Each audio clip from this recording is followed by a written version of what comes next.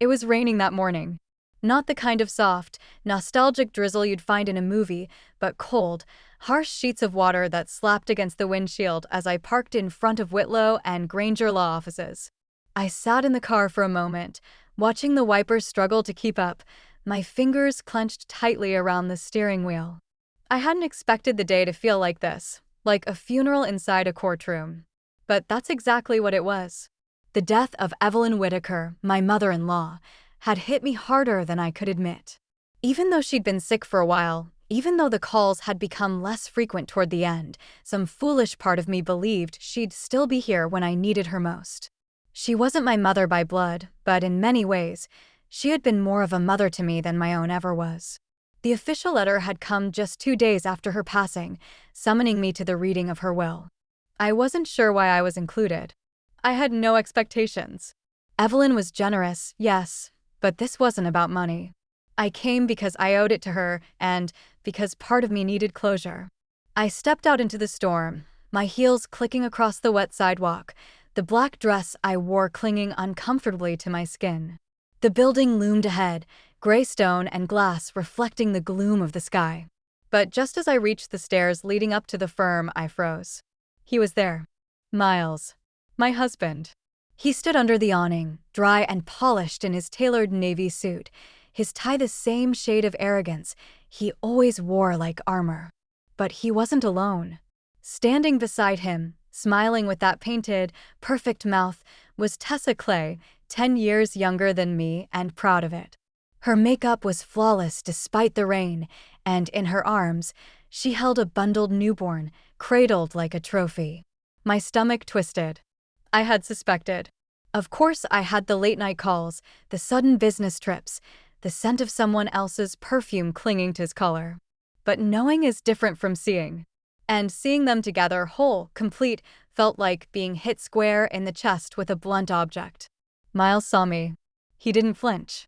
Just tightened his jaw and gave me that familiar look, half pity, half disdain. Tessa looked me up and down like I was an inconvenience, like I had no right to be there. She shifted the baby in her arms and whispered something to him, laughing softly. I wanted to leave. God, I wanted to turn around and vanish into that rain, never to see either of them again. But something rooted me there. Maybe pride. Maybe spite. Maybe the ghost of Evelyn standing somewhere behind me, urging me not to run. So I straightened my back and climbed the stairs. Neither of them moved to greet me. They stepped aside just enough to let me pass. I kept my eyes forward and walked into the building like I still belonged in their world. Inside, the office smelled of old wood and expensive paper. A tall man with a clipboard nodded politely and led us to a conference room. The walls were lined with dark bookshelves. The windows blurred with rain. Miles and Tessa took seats across from me, whispering to each other behind tight smiles. I sat alone. The only sound was the ticking of a vintage wall clock and the faint rustle of paper as the lawyer, Mr. Wallace Granger, entered the room, holding a thick brown folder. He cleared his throat and looked at us with calm, unreadable eyes. We're here today to read the last will and testament of Mrs. Evelyn Whittaker, he began, his voice steady, almost gentle. Present are her son, Mr. Miles Whittaker, and his companion, Miss Tessa Clay, as well as Mrs. Marian Foster. My heart jumped at the sound of my name. I hadn't realized how much I needed to hear it said aloud, needed to be acknowledged. Mr. Granger continued, opening the folder slowly. Before we begin, I'd like to inform you that Mrs. Whittaker also left a personal letter, which will be read at the conclusion of the official statement. The room went still. Tessa crossed her legs. Miles folded his arms. I sat motionless, hands clenched in my lap, bracing for the truth Evelyn had left behind, whatever it might be. The last time I had seen Evelyn alive, she was sitting in her sunroom, wrapped in a pale shawl, a cup of chamomile tea trembling slightly in her hands. She looked smaller than I remembered, frilier, but when she spoke, her voice still carried that quiet certainty I had come to rely on over the years. That day, she reached over, took my hand, and said, "You're stronger than you think, Marianne. Don't ever let anyone make you forget that." I didn't know she was saying goodbye. When I first married Miles, Evelyn welcomed me with a warmth I hadn't expected. She was refined and private, the kind of woman who used silence as punctuation, but she never made me feel like an outsider. Not once. Maybe it was because she saw something in me, something her son never bothered to look for. Back then, Miles had been attentive, or at least he played the part well.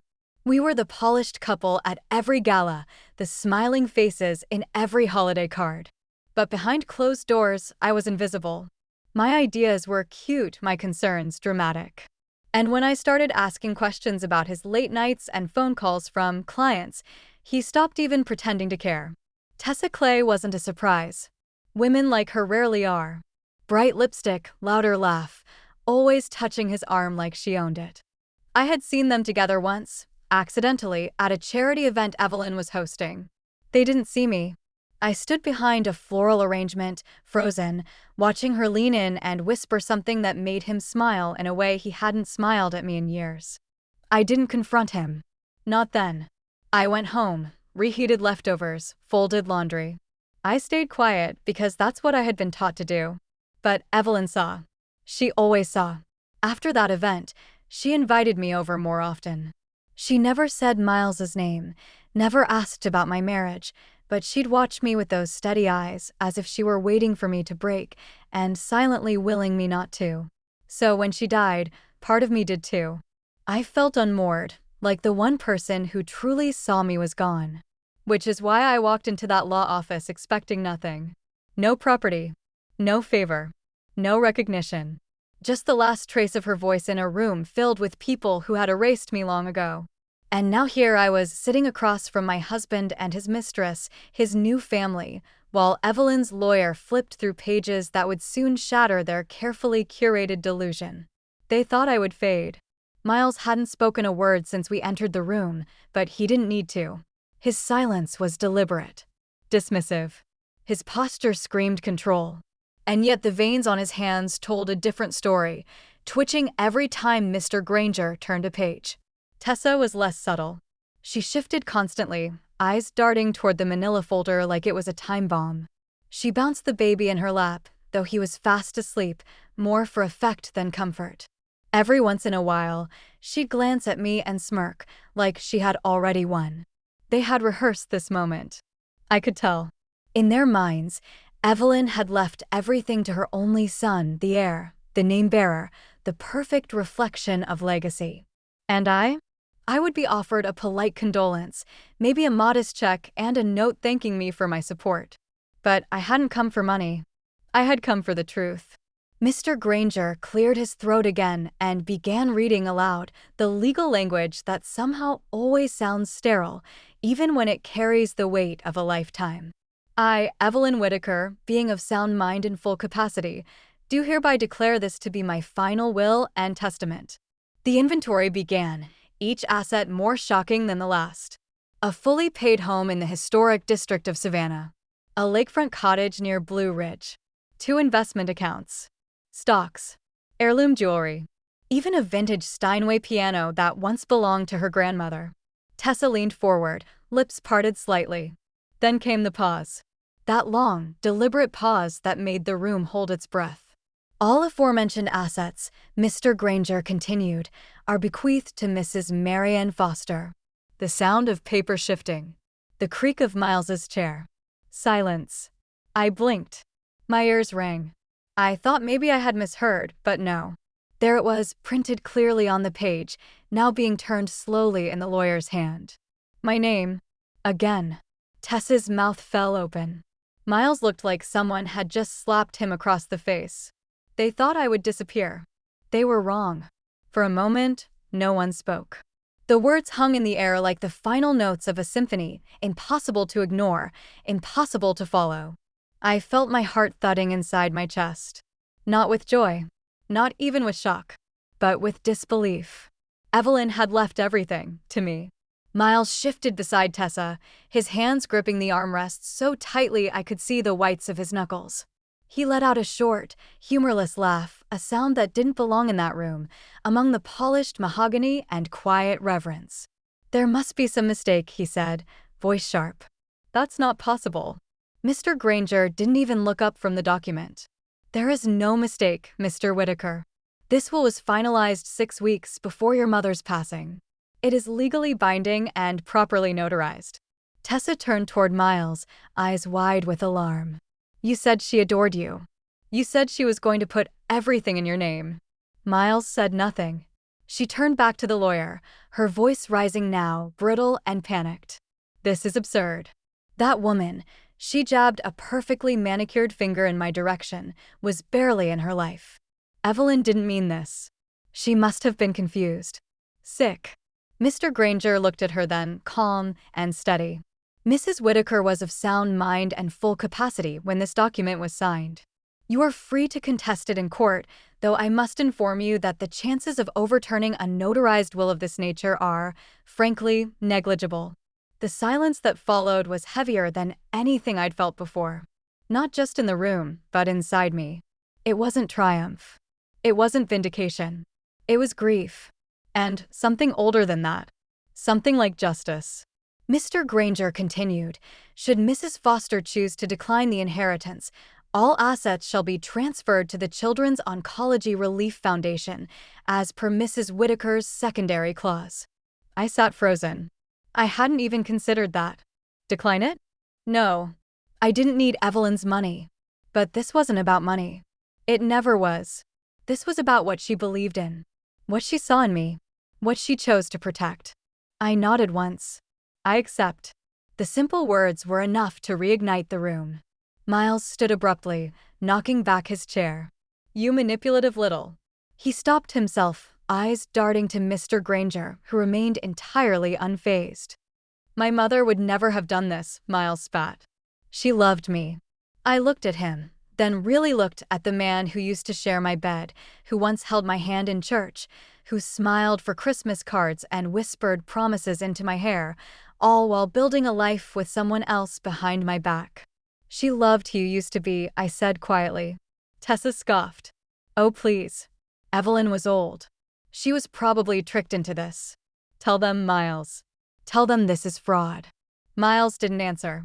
Instead, Mr. Granger closed the folder and pulled out a single sealed envelope from beneath the stack.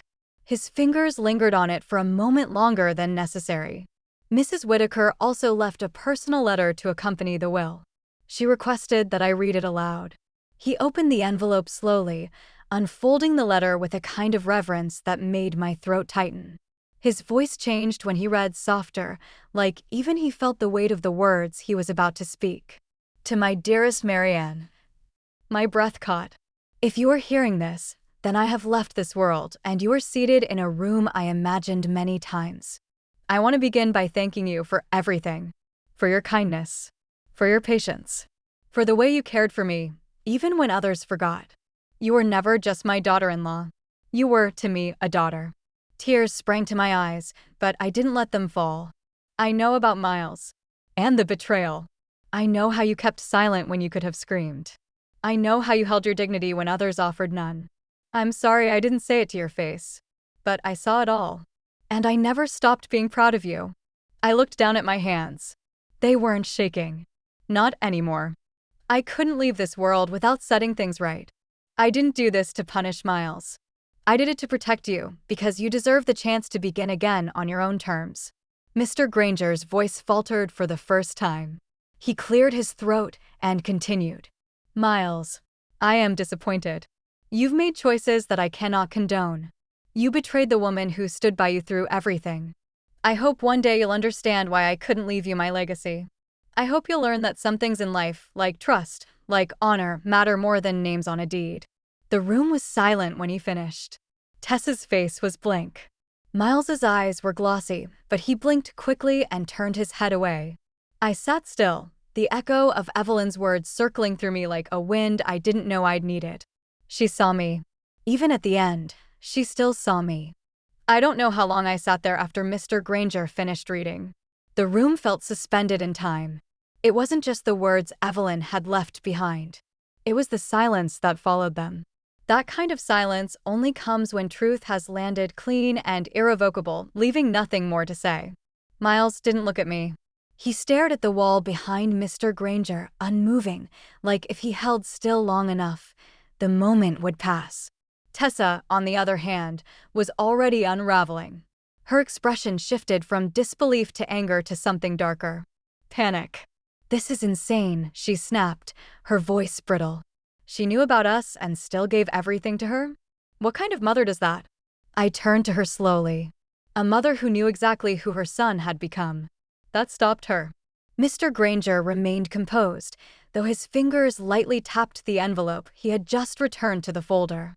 "As I stated earlier, you are free to challenge the contents of the will through legal proceedings," he said quietly. "Though I would advise that such action may not be in your best interest." Tessa's jaw clenched. She looked to Miles, waiting for him to explode, to shout, to lead some charge of righteous fury. But he didn't.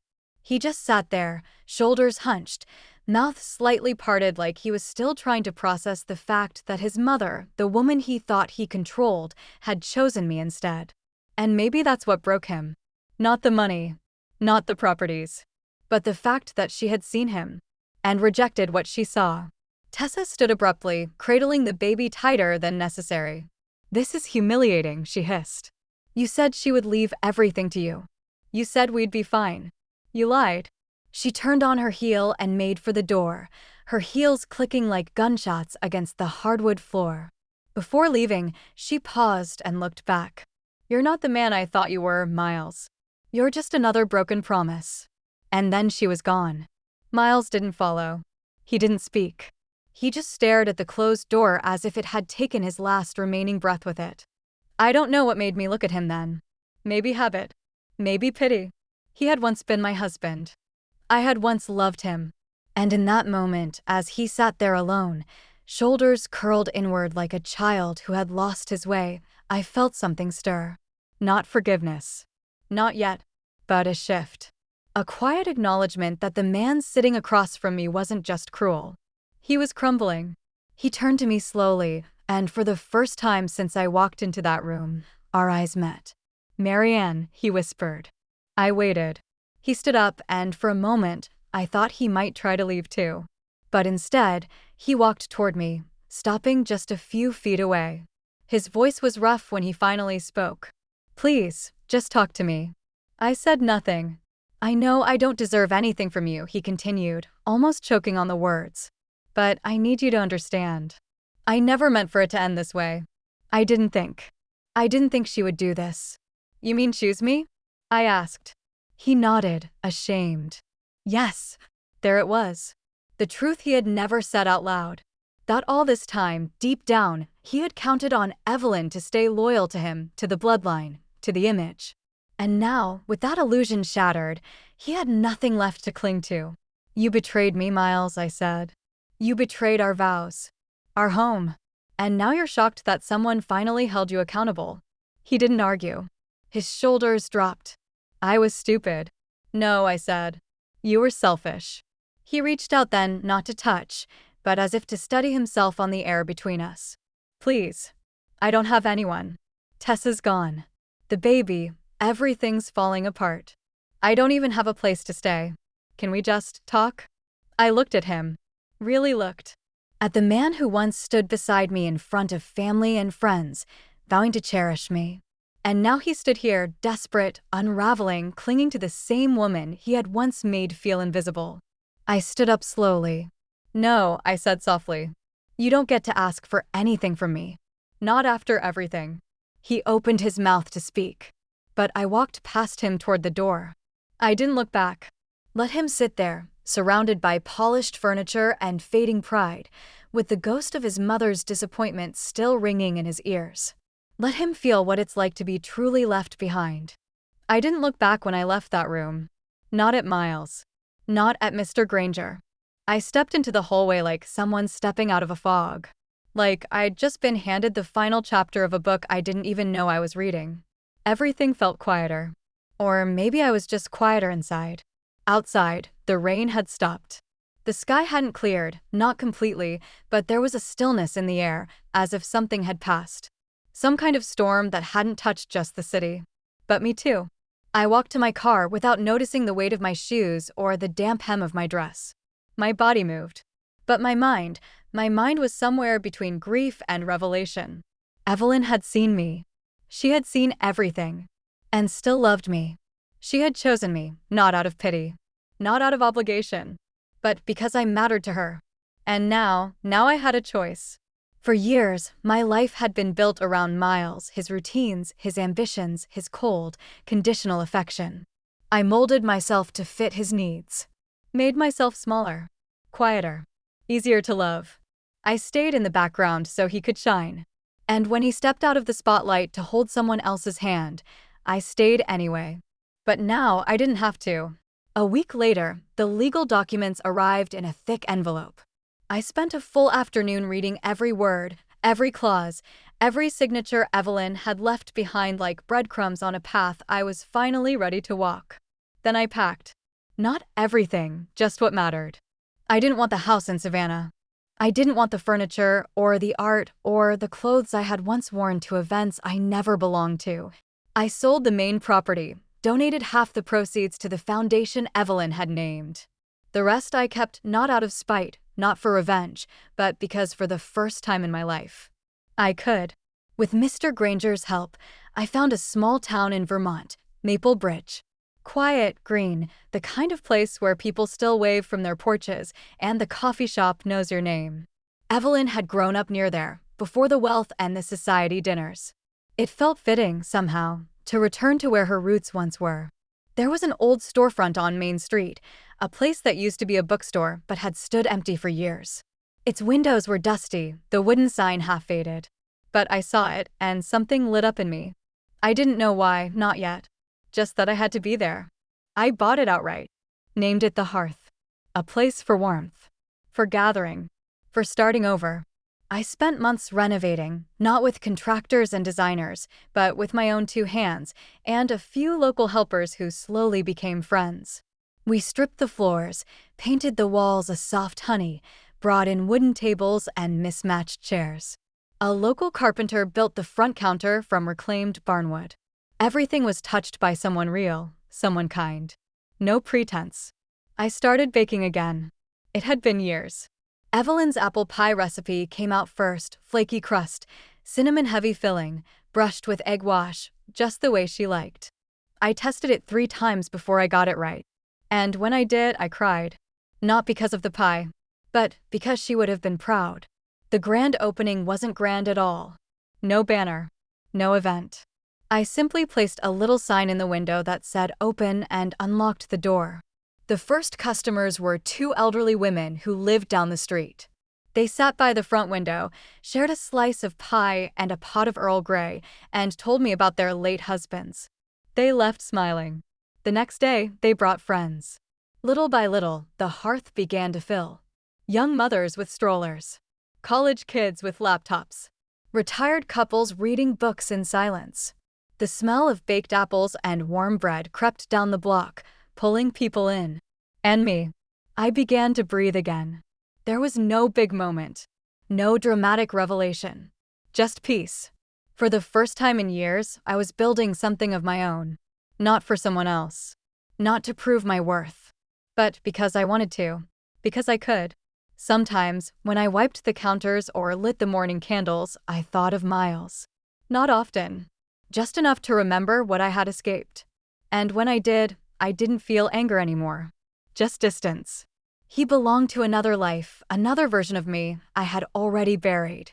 The hearth became more than a cafe. It became a part of me. I didn't plan for it to feel like home. But somehow, each little thing I touched, the mugs handpicked from the thrift shop, the old radio that played jazz in the mornings, the yellow curtains that filtered soft light through the front windows, made it mine. Some evenings after closing, I would sit at the corner table with a cup of chamomile and just breathe. The same way Evelyn once did. I'd listen to the echo of empty chairs, to the hum of the refrigerator in the back, and feel something close to wholeness. Not happiness, exactly, but peace. And that was enough. I never put up photos of the past. No wedding pictures. No framed smiles of a woman who once stood beside a man who never really saw her.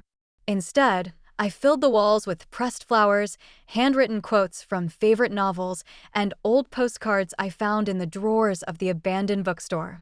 Life now was not about who I had been, but about who I was becoming. And people came not in floods, but in a steady rhythm. I learned their names. I knew who liked honey in their tea and who needed extra whipped cream on their cocoa.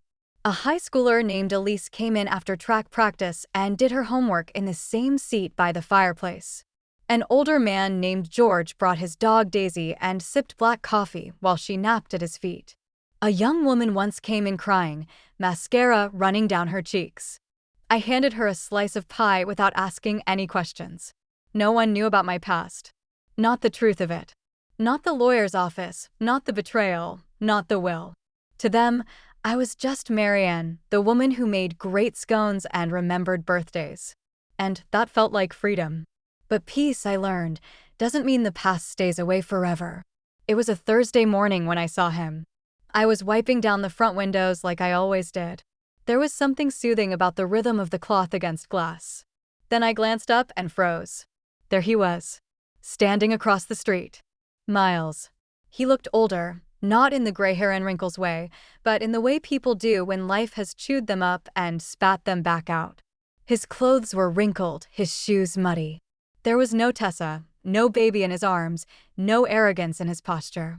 He was just there, alone. My heart didn't race. My breath didn't catch. I just stood there, cloth in hand, and watched as he stepped off the curb and made his way to the door. I turned back toward the counter, told myself not to shake. The bell above the door chimed, familiar, gentle. Several customers looked up, then back down to their coffees. He stood in the entrance for a long moment, like he didn't quite know where to go. Then he spotted me. Our eyes met. I didn't smile. He walked slowly toward the counter, not the confident stride I remembered, but something hesitant. Small. Marianne, he said, voice quiet. I didn't respond. I heard you were here. I wasn't sure. But then I saw the name on the sign. I waited. There was no part of me inclined to help him through this. He glanced around the room, taking it in. You did this. Yes, I said flatly. It's beautiful. I said nothing. He shifted, clearly uncomfortable. I came to say I'm sorry. For everything. That was when the air changed. Like the temperature dropped a few degrees, like the world slowed just enough to feel heavier. I know I don't deserve to even stand in front of you, he continued. But not a day has gone by where I haven't regretted what I did. I lost everything, Marianne. I lost you. I lost the life we built. No, I said. You threw it away. He looked at me then, really looked, and I saw something in his eyes I hadn't seen in years. Not love. Not guilt. But emptiness. And for the first time since I left that life, I didn't feel small standing in front of him. I felt whole. He took a breath. Could we maybe talk? I stared at him, the man who had once made me question my worth, now standing in front of me like a hollow version of the man I married. And then I said it. No, Miles. We have nothing left to talk about. He stood there, quiet, hoping. Hoping I'd soften, hoping I'd give him something. But I didn't waver. I didn't offer him a seat. I didn't ask how he was or pretend to care about the answer. Miles had spent years turning his back on me. Now he had nowhere left to turn. He glanced around the cafe, at the soft lamps glowing above each table, at the hum of conversations, the clink of porcelain, the warmth that filled the space. And I could see it in his eyes. He knew this place wasn't just a cafe.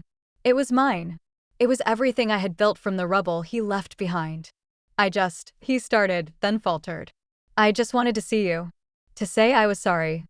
To ask if maybe there's a chance we could try again. I laughed. Not because it was funny, but because it was absurd. You want to try again? I said, stepping out from behind the counter so I was standing directly in front of him. Try what exactly? Pretending you didn't cheat on me?